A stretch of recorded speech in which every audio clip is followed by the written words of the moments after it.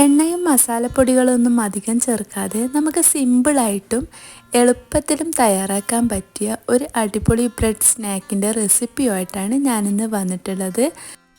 അപ്പോൾ പിന്നെ വീഡിയോ മുഴുവനായിട്ട് എല്ലാവരും കണ്ടിട്ട് ഇഷ്ടമാകുന്നുണ്ടെങ്കിൽ സബ്സ്ക്രൈബ് ചെയ്യാനും ലൈക്ക് ചെയ്യാനും ഷെയർ ചെയ്യാനും ഒന്നും മറന്നേക്കല്ലേ. അപ്പോൾ നമുക്ക് റെസിപ്പിയിലോട്ടേക്ക് പോകാം. ആദ്യം തന്നെ ഒരു പാന് വെച്ചിട്ടുണ്ട്. അതിലേക്ക് കുറച്ച് വെളിച്ചെണ്ണ ഒഴിച്ചു കൊടുത്തിട്ട് ഒരു 1.5 മീഡിയം സൈസിലുള്ള ഉള്ളി കട്ട് ചെയ്തതും കൂടി ഇട്ട് കൊടുത്തിട്ട് അല്പം ഉപ്പും കൂടി ചേർത്തിട്ട് ഒന്ന് നമുക്ക് സോട്ട് ചെയ്യാൻ വേണ്ടിയിട്ട് വെക്കാം.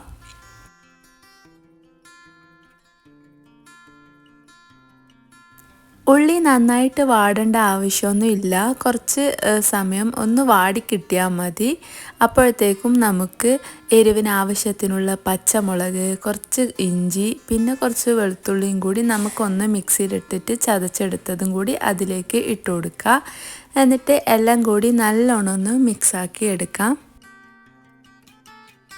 ഞാൻ എൻ്റെ ഒരു കുഞ്ഞു ചാനലിൽ ഒരുപാട് റെസിപ്പീസും വീഡിയോസും ഒക്കെ അപ്ലോഡ് ചെയ്തിട്ടുണ്ട്. അപ്പോൾ സമയം കിട്ടുകയാണെങ്കിൽ ഇടയ്ക്കൊക്കെ ആ വീഡിയോസൊക്കെ ഒന്ന് കണ്ടിട്ട് നിങ്ങളുടെ അഭിപ്രായങ്ങൾ കമൻറ്റ് ബോക്സിൽ അറിയിക്കാൻ മറക്കല്ലേ.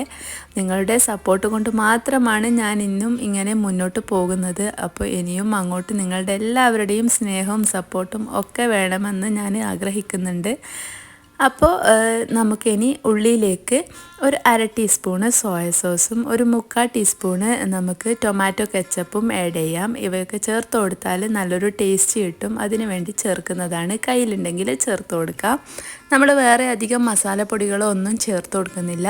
പിന്നെ നമ്മൾ ഓൾറെഡി മഞ്ഞയും കുരുമുളക് പൊടിയും ഉപ്പും കുറച്ച് സോയ സോസും കൂടി ഒഴിച്ചിട്ട് ചിക്കൻ വേവിക്കാൻ വെച്ചിട്ടുണ്ടായിരുന്നു. അപ്പോൾ അതും കൂടി നമ്മൾ ഇതിലേക്ക് പിച്ചിട്ട് കൊടുക്കുന്നുണ്ട്. എന്നിട്ട് എല്ലാം കൂടി നല്ലോണം ഒന്ന് മിക്സാക്കി എടുത്തിട്ട് ലാസ്റ്റ് നമുക്ക് മല്ലിയില കട്ടാക്കിയതും കൂടി അതിലേക്ക് ഇട്ട് കൊടുക്കാം. എന്നിട്ടെല്ലാം കൂടി നല്ലോണം ഒന്ന് മിക്സാക്കി എടുത്താൽ നമ്മുടെ ഫില്ലിംഗ് ഇവിടെ റെഡി ആയിട്ടുണ്ട്. നമുക്ക് ഇതൊന്ന് ചൂടാറാൻ വേണ്ടിയിട്ട് വെക്കാം. അപ്പോഴത്തേക്ക് നമുക്കൊരു ആവി പാത്രത്തിൽ കുറച്ച് ബ്രെഡ് ഇട്ട് കൊടുക്കുന്നുണ്ട്. ഒന്ന് ആവി കയറ്റിയിട്ട് നമുക്കിതൊന്ന് പരത്തിയെടുക്കണം. അതിനൊന്ന് ബ്രെഡ് സോഫ്റ്റ് ആകാൻ വേണ്ടിയിട്ടാണ് ഇതുപോലെ ചെയ്യുന്നത്.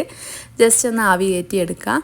എന്നിട്ട് നമുക്കിതുപോലെ ഒന്ന് നമുക്ക് ചപ്പാത്തി പരത്തുന്നത് എടുത്തിട്ട് ഇതുപോലെ ഒന്ന് പരത്തി കൊടുക്കാം. നല്ലോണം ഒന്ന് അമർത്തി പരത്തി കൊടുക്കാം. അപ്പോഴത്തേക്കും ഞാൻ കുറച്ച് മയോണൈസ് തയ്യാറാക്കി വെച്ചിട്ടുണ്ടായിരുന്നു. ഇനി നമ്മുടെ ചൂടാറിയ ഫില്ലിങ്ങിലേക്ക് ആ മയോണൈസും കൂടി ചേർത്ത് കൊടുത്തിട്ട് എല്ലാം കൂടി നല്ലോണം മിക്സാക്കി എടുത്താൽ നമ്മുടെ ടേസ്റ്റി ആയിട്ടുള്ള ഈ ഒരു ഫില്ലിങ് ഇവിടെ റെഡി ആയിട്ടുണ്ട്. ഇതിങ്ങനെ കഴിക്കാൻ നല്ല ടേസ്റ്റാണ്. എന്നിട്ട് നമുക്ക് ജസ്റ്റ് അരുവിയിൽ കുറച്ച് മൈദപ്പൊടിയോ അല്ലെങ്കിൽ മുട്ടൻ്റെ മിക്സോ ഒന്ന് ഇതുപോലെ ബ്രെഡിൻ്റെ സൈഡിൽ തേച്ച് കൊടുക്കാം.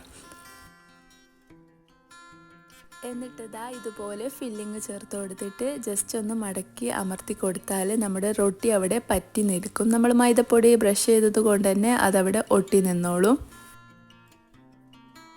അങ്ങനെ നമുക്ക് ഇതുപോലെ ഒന്ന് പ്രസ് ചെയ്ത് കൊടുത്താൽ നമ്മുടെ സ്നാക്ക് ഇവിടെ ഓൾറെഡി റെഡിയായി വന്നിട്ടുണ്ട്. ഇനി നമുക്കിത് ജസ്റ്റ് ഒന്ന് ഷാലോ ഫ്രൈ ചെയ്തെടുക്കാം. ഇതുപോലെ ഒരു പാത്രത്തിൽ ബട്ടറോ ഓയിലോ ഒന്ന് ജസ്റ്റ് ബ്രഷ് ചെയ്ത് കൊടുത്തതിന് ശേഷം നമുക്കിതുപോലെ നമ്മൾ തയ്യാറാക്കി വെച്ച റൊട്ടിയൊക്കെ ഇതിലേക്ക് വെച്ച് കൊടുക്കുക. എന്നിട്ടൊന്ന് ജസ്റ്റ് തിരിച്ചു മറിച്ച് ഇട്ട് കൊടുത്തിട്ട് ഒന്ന് റൊട്ടി ബ്രൗൺ കളറായി വരുമ്പോൾ നമുക്കിത് മാറ്റി വെക്കാം. അങ്ങനെ നമ്മുടെ സിമ്പിളായിട്ടുള്ള സ്നാക്ക് ഇവിടെ റെഡി ആയിട്ടുണ്ട്. അപ്പോൾ ഇന്നത്തെ ഒരു കാലത്ത് നമ്മൾ അധികം ഓയിലിൽ ഫ്രൈ ആക്കി കഴിക്കുന്നതൊന്നും വലിയൊരു രസമുള്ള കാര്യമൊന്നുമല്ല. അപ്പോൾ നമുക്ക് ഇടയ്ക്കൊക്കെ ഹെൽത്തി ആയിട്ട് ഇതുപോലത്തെ സ്നാക്സ് റെഡിയാക്കി കൊടുക്കാം. ഉള്ളിൽ മയോണൈസിൻ്റെ ഫില്ലിംഗ് ആയതുകൊണ്ട് തന്നെ കഴിക്കാൻ നല്ലൊരു ടേസ്റ്റ് ഉണ്ടാകും. അപ്പോൾ ഇത്രയേ ഉള്ളൂ ഇന്നത്തെ ഈ ഒരു സ്നാക്കിൻ്റെ റെസിപ്പി. എല്ലാവരും ട്രൈ ചെയ്ത് നോക്കുമെന്ന് വിചാരിക്കുന്നു. അപ്പോൾ വീഡിയോ ഇഷ്ടപ്പെട്ടിട്ടുണ്ടെങ്കിൽ മുമ്പ് പറഞ്ഞതുപോലെ തന്നെ ഒന്ന് സബ്സ്ക്രൈബ് ചെയ്യാൻ മറന്നേക്കല്ലേ. അപ്പോൾ ഇതുപോലുള്ള സിമ്പിൾ റെസിപ്പീസുമായിട്ട് ഞാൻ ഇനിയും വരാം. അതുവരേക്കും ബൈ.